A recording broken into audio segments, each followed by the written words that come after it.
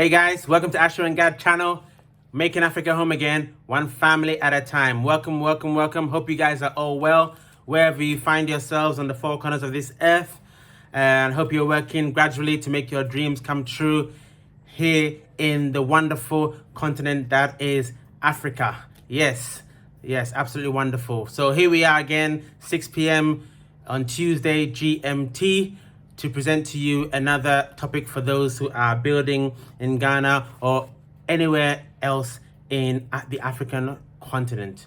Yes, so hopefully this is another useful video for you. We had a lot of good feedback from our last video, the sort of revised 20 steps to finding land in Ghana. And I've had a number of questions, so I think what we'll do is we'll do a separate video to pick out some of those questions and to answer them, because there were some unique questions which I think the answers will benefit more people.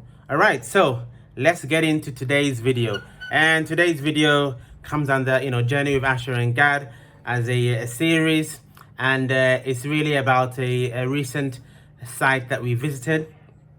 We got called out to a site in Accra, and we thought we'd share this experience with you because it's likely to be one that people experience in their various homes across the country. So we got called out by a client to come and really inspect his electrical installation, which is one of the services we provide, to inspect your electrical installation, whether it's a recent installation or it's an old installation, to ensure that it's up to scratch, up to regulation, it is generally safe, and you're not at risk, because obviously electrical systems are risk for electrocution, risk for fire, so you want to make sure that they are really installed properly without any issues.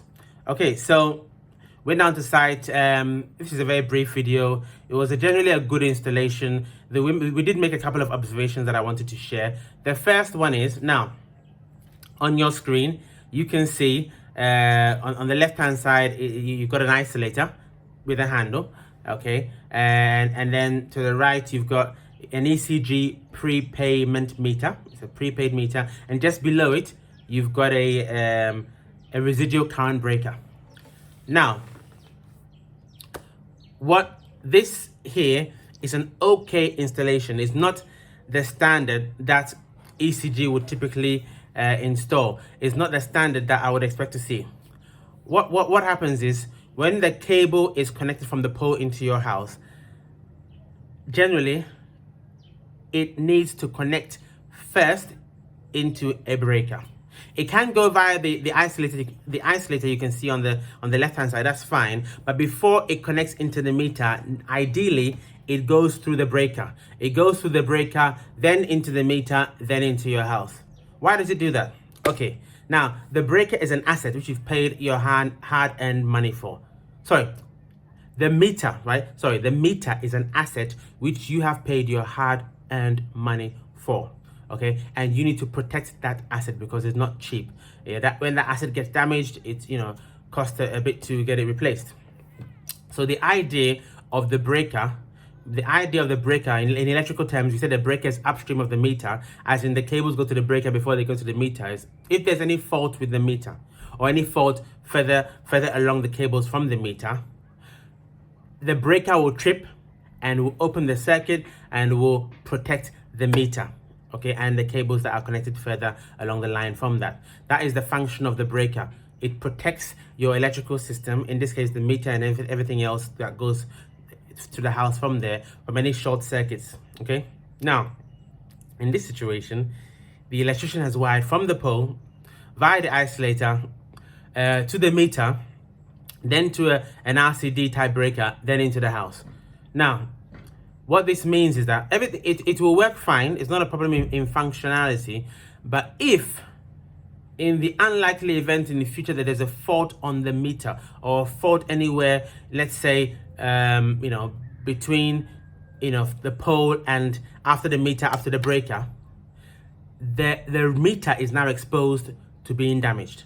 Okay, and what that means is that if the meter is damaged because there's a fault, then you'd have to call ECG out and you'd have to pay for a new meter. Okay, That's all that would happen if there was a fault, electrical fault on the meter. Okay, that's the worst case scenario. All right, so why not do it the standard way to protect the customer's asset? You know, I mean, the meter itself, the prepayment meter is the property of ECG, but you pay for it. So therefore, you put the cables to the breaker, then to the meter in order to protect that asset. Okay, so I did inform the client of this particular arrangement. You know, we let the client know the risk. You know, he can keep it as it is if he wants to and bear that risk. You know, because you may never get a fault. The thing about electrical systems that they're designed, you design them to cater for the worst case scenario of any fault that could happen in the future. But obviously, these faults, some faults will never happen. Some faults will. So we've informed the client, consulted with the client, and it's up to him to decide whether he wants to change the arrangements to what it really should be or leave it as it is. So that's point number one. So for you guys out there building your homes anew, you know, come from the pole to a breaker, then to the meter, then to your house. That's the best type of arrangement. Okay, now the second thing I want to point out, that same picture, bring another angle to it. The breaker that this particular electrician installed after the meter was actually a very sensitive breaker, and that's called an RCD, a residual current device, which is very good. Okay, very good for preventing electric shocks, as you've heard on this channel, you know, over and over again. Okay, now the only issue here is that the electrician installed the wrong type. Okay, the electrician installed the wrong type. There are various sensitivities of RCDs. The electrician installed a 30 milliamp RCD, okay, on the incomer to the house, and that is far too sensitive. And funny enough, when the client called me and when I actually turned up to the house, the lady living in the house said that every time she's ironing, the whole house power trips off, and I was not surprised. That's because of the RCD, the overly sensitive RCD on the incomer. Okay, so the solution there is, you know, if you want to go ahead and put an RCD on the incomer, okay, then you need to put one that is not that sensitive. You know, they put in 30 milliamps, which you normally put on a socket if you wanted to put an RCD, right?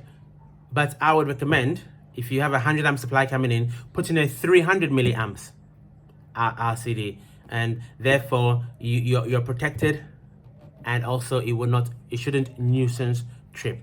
Okay, that is you know, the best thing. In actual fact, you know, the installation of an RCD, okay, in the Ghana system, the earthing system or the electrical system is a TT system. I won't go into the details of what that means, but it's a TT system. And with the TT system, it is recommended that you have an RCD on the incomer to the house, right?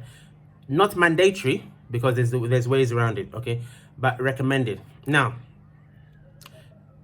if you're going to have an RCD, don't make it too sensitive if it's on the incomer. If you're not going to have an RCD, then just have a breaker with suitable protection that can also disconnect if there's a fault. Okay, that is the main thing, really. And if you have an electrician who can do a test for you, that's even better. So regarding the RCD, if you choose to put an RCD on your incomer, just make sure it's not 30 milliamps. There's ways around it. You can put a normal breaker. There are certain things you need to check, but there's ways around it. But if you're going to put one in on the incomer, make sure it's not too sensitive. Okay. Now, another point that I picked up in the house was really the distribution board. Now, the distribution board was, first of all, not installed at the right height. It was installed about almost waist level, you know, which is maybe about 700 mil off the floor, and the distribution board is another 700 mil high. So the top of the distribution board is about 1.4 meters. So really not really high enough. Now, obviously, I opened it up, and the circuits were not labeled. But also, most importantly, is about safety. If you are not going to install all the breakers, it's important not to leave blank spaces in the distribution board, because what happens is you know, somebody can put their hand in and get access to live conductors, which means they can get electrocuted. And especially where the distribution board is too low. Imagine if your kids are playing around and they open it, put their hands inside, and then, you know, that could be fatal. Very, very, very dangerous. So the idea is don't leave empty spaces. You can fill it with blanks if you, or the actual circuit breakers themselves, whether you're going to use them or not. Okay, still staying with the distribution board, the incomer to the distribution board, and I think I've got a picture for you as well. The incomer that was installed here was a 3-pole, what we call a 3-pole incomer on the breaker, which ideally, to be 100% safe, you want the incomer to be a 4-pole. Okay, you want the incomer to be a 4-pole. What that means is that when you open that device, all the phases and the neutral are all disconnected, and that house or that distribution board is completely dead. There is no chance of any power coming to that board whatsoever, because what happens is that the neutral itself is considered to be a live conductor, okay, because you get the return current going through the neutral, right? So for complete safety, even though that sometimes it can be quite small, you can't tell. For complete safety, the best thing is for the income to be 4-pole, so that when you turn it off, you know that everything is completely dead. Okay, that is the best thing. I'm just checking my notes to make sure I've not missed anything. And here was another thing I picked up, and this kind of shocks the client, because this was an installation the client did not even ask for. Now this is a 7-bedroom house. I think I've got 3 bedrooms on the ground and 4 on the first floor. And what this electrician had done is they'd wired to a changeover to the distribution board on the ground, and then another changeover to the distribution board on the first floor. Okay, and the idea was from the electrician was if the client wanted to split the house in the future, so that you could have the ground floor metered separately and the first floor metered separately, like if you were going to have tenants on one floor or the other, then this would make it nice and easy and feasible. Yes, and which is great. 100% agree with that. That is true. The only issue is when I picked up that, and I wanted to verify with the client because something I picked up on it, and the client was in shock, was in absolute shock, because that was not the client brief. The client never ever talked about renting his property. So these 2 changeovers were one changeover was completely unnecessary. All the client needed was 1 changeover to get his generator supply in. Okay, so when you brief your artisans, it's good to be on the ground to check what they're doing, so that you get what you want, and not a departure from that. Okay, so that sometimes you depart from a brief for good reasons. So it's just about explaining. Okay, but in this case, the client wasn't aware, and it wasn't really necessary, because that's not the vision for the house, which is fine. A couple of other issues I saw there. I think I've picked it all up, really. I think I've picked it all up. Exciting times. I'm going to bring you more and more to come. We've got a visit to Sunyani coming up. Looking forward to that. A visit to Kumasi coming up. Kumasi is a lovely hospital. Great vision from this brother and sister, building a very massive hospital in Kumasi. So we've been called out to offer our design and installation monitoring services there. We'll try and bring you that as well, if they permit that is. And then we'll hopefully this knowledge and experience we're sharing will help you as well on your journey to building your home here in Ghana or anywhere on the continent, as the case may be. Are you looking to build your dream home in Ghana, or are you building already? Would you benefit from regular site visits to monitor your building and receive regular progress reports?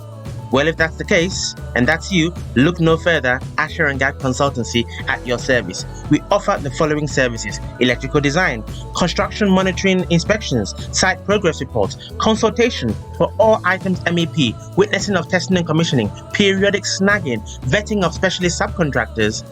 We also report site activities to you to hopefully help you spend your money efficiently, and much more. Get in contact for your building needs. Details on the screen. AsherGad Consultancy, making Africa home again, one family at a time.